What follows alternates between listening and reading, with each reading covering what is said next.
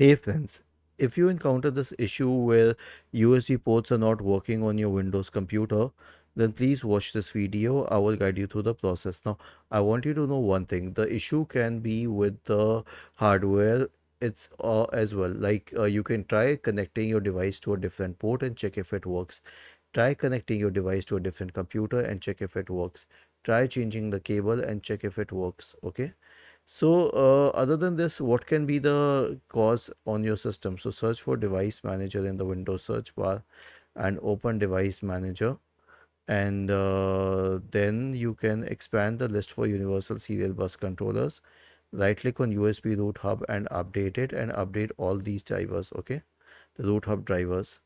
This is the maximum you can do from your end. No other solution will work. Was this helpful? If yes, then please subscribe to the channel. If not, then let us know in the comment section of the video and we will help you further. Thank you for watching this video and have a nice day.